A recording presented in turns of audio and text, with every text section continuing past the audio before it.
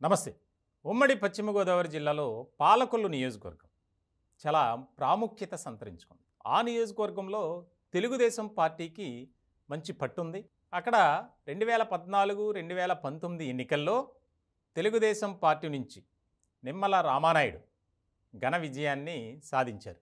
మూడోసారి హ్యాట్రిక్ సాధించడం కోసం ఆయన పరితపిస్తున్నారనే చెప్పాలి. ఖచ్చితంగా పాలకొల్లు నియోజకవర్గంలో నిమ్మల రామానాయుడు గెలుస్తున్నారు అనేది నియోజకవర్గంలో బాగా వినిపిస్తుంది. దానికి ప్రధానమైనటువంటి కారణం ఏంటంటే, పార్టీలకు అతీతంగా ఆ నియోజకవర్గాన్ని అభివృద్ధి చేసినటువంటి వ్యక్తిగా, అలాగే సేవా కార్యక్రమాలు చేయటంలోనూ, నియోజకవర్గాన్ని అభివృద్ధి పదంలో నడిపించడం కోసం, ముఖ్యంగా నియోజకవర్గ పరిధిలో ఉన్నటువంటి పేద విద్యార్థులకు కానీ, నిరుపేదలకు కానీ ఆర్థిక సహాయం చేయటంలో ఆయన ముందంజలో ఉన్నారు. మనం చూస్తున్నాం నిమ్మల రామానాయుడు ఆయన చాలా సింప్లిసిటీగా ఉంటారు. ఇలాంటి క్రమంలో ఇప్పుడు మళ్ళీ ఆయన విజయాన్ని సాధించాలనే ఉత్సాహంతో ముందుకు అడుగులు వేస్తున్నారు. నియోజకవర్గంలో కూడా ఆసక్తికరమైనటువంటి చర్చ జరుగుతుంది. 2014, 2019 కంటే ఈసారి నిమ్మల రామానాయుడుకు అత్యధిక మెజార్టీ వస్తుంది అనేది కూడా బాగా వినిపిస్తుంది. ఇలాంటి సందర్భంలో 2,50,000 ఓటర్లు ఉన్నటువంటి ఆ నియోజకవర్గంలో ఇప్పటివరకు దాదాపు 15 సార్లు ఎన్నికలు జరిగాయి. 7 సార్లు తెలుగుదేశం పార్టీ, 7 సార్లు కాంగ్రెస్, ఒకసారి సిపిఐ గెలిచింది. ఇట్లాంటి సందర్భంలో ఎలా అయినా సరే ఈసారి మనం అక్కడ బోనీ కొట్టాలి అని వైసీపీ భావిస్తుంది. కానీ ఆ పరిస్థితి అయితే అక్కడ ఏమాత్రం కనిపించట్ల. ఎక్కువగా దాదాపు 90% ఎవరిని అడిగినా సరే నిమ్మల రామానాయుడు అనే పేరే వినిపిస్తుంది. దానికి ప్రధాన కారణం ఏంటంటే, అందరితో కలుపుకొని ప్రజలతో మమేకం అవ్వటం, నియోజకవర్గంలో ఏ కార్యక్రమం జరిగినా ఆయన ఖచ్చితంగా వెళ్తారు. ఎవరు చిన్న షాపు ఓపెనింగ్ చేసుకున్నా దానికి ఎమ్మెల్యేగా ముఖ్య అతిథిగా పిలుస్తారు, ఖచ్చితంగా వెళ్తారు. అది ఏ పార్టీ అయినా సరే, అవతల వ్యక్తి వైసీపీ అయినా, బీజేపీ అయినా, కాంగ్రెస్ అయినా, ఎవరైనా సరే ఆయనకు ప్రాధాన్యత ఇచ్చి మీరు సార్ రావాలి అంటే అక్కడికి వెళ్ళి ఆ ఓపెనింగ్ కార్యక్రమంలో పాల్గొని వస్తారు. అలాంటి మంచి నాయకుడిని మేము మళ్ళీ ఎన్నుకుంటాం అనేది బాగా వినిపిస్తుంది.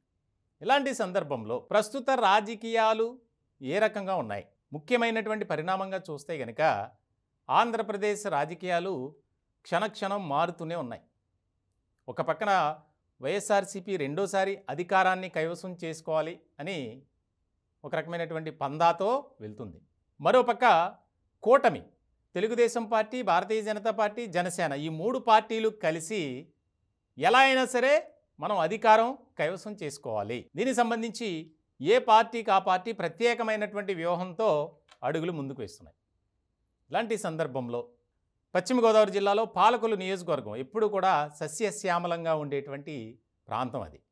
ఇట్లాంటి సందర్భంలో నిమ్మల రామానాయుడు విజయం కంపల్సరీ ఆయన హ్యాట్రిక్ సాధిస్తారు. 2014-19లో వచ్చినటువంటి మెజార్టీ కంటే ఎక్కువగానే వస్తుంది. 2014లో వైఎస్ఆర్సీపీ అభ్యర్థి మేకా శేషుబాబుపై విజయం సాధించారు. అలాగే 2019లో సీనియర్గా ఉన్నారు, ఆయన తెలుగుదేశం పార్టీ నుంచి వైసీపీలోకి వెళ్ళారు, బాబ్జీ డాక్టర్ సత్యనారాయణ మూర్తి, ఆయనపై విజయం సాధించారు.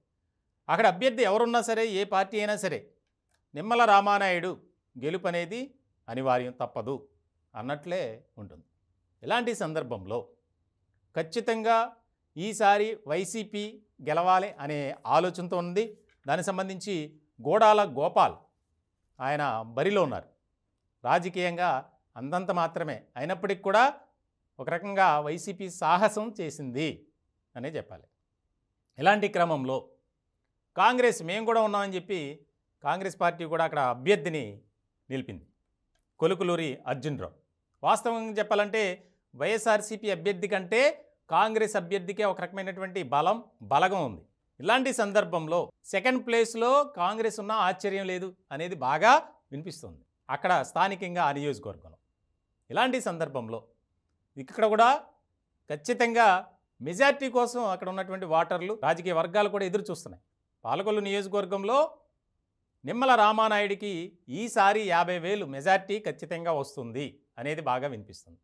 ఇలాంటి సందర్భంలో ఆంధ్రప్రదేశ్లో 175 నియోజకవర్గాల్లో ఆయా సర్వే సంస్థలు చేసినటువంటి రిపోర్ట్స్ కూడా ఇక్కడ మనం ఒకసారి పరిశీలించాలి.